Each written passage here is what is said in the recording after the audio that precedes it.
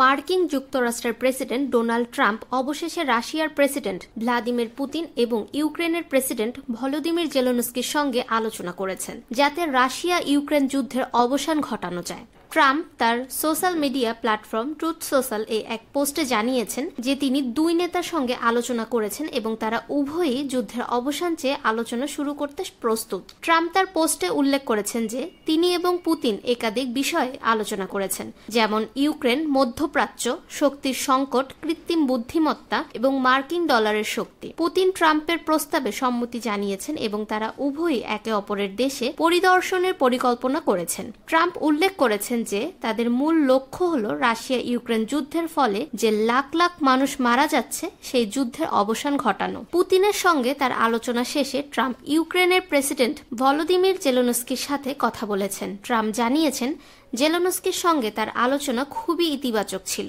Zelensky তার পোস্টে ট্রাম্পের সঙ্গে আলোচনা সম্পর্কে বলেন, আমরা দীর্ঘক্ষণ শান্তির সুযোগ নিয়ে কথা বলেছি, আমাদের একসাথে কাজ করার প্রস্তুতি নিয়ে আলোচনা করেছি এবং ইউক্রেনের প্রযুক্তিগত সক্ষমতা, বিশেষ করে ড্রোন এবং অন্যান্য উন্নত শিল্প নিয়ে আলোচনা করেছি। আমি প্রেসিডেন্ট ট্রাম্পের প্রতি কৃতজ্ঞ, তিনি আমাদের যা অর্জন করতে পারি তা নিয়ে আগ্রহ প্রকাশ করেছেন। উল্লেখযোগ্যভাবে ট্রাম্প এবং জেলেনস্কির শান্তির প্রস্তাবে একমত হয়েছেন এবং তারা একে অপরের সঙ্গে যোগাযোগ রেখে চলতে সম্মত হয়েছেন। তিনি পুতিনকে মার্ক ফ্লোগেল নামক একজন আমেরিকান শিক্ষককে মুক্তির জন্য ধন্যবাদ জানান, যিনি ট্রাম্পের সঙ্গে সাক্ষাৎ করেন এবং তাকে হোয়াইট হাউসে অভ্যর্থনা জানানো হয়। ট্রাম্পের সঙ্গে পুতিনের সম্পর্ক এবং তাদের আলোচনা সামগ্রিকভাবে এই যুদ্ধের অবসান ঘটানোর লক্ষ্যে একটি গুরুত্বপূর্ণ পদক্ষেপ হতে পারে। তবে যুদ্ধের অবসান ঘটানোর জন্য আরও অনেক বাধা রয়েছে এবং শীঘ্রই ঐক্যবদ্ধ প্রচেষ্টার মাধ্যমে এটি সফলভাবে সমাপ্ত হতে পারে, এমনটাই আশা করছে আন্তর্জাতিক সম্প্রদায়। ট্রাম্প,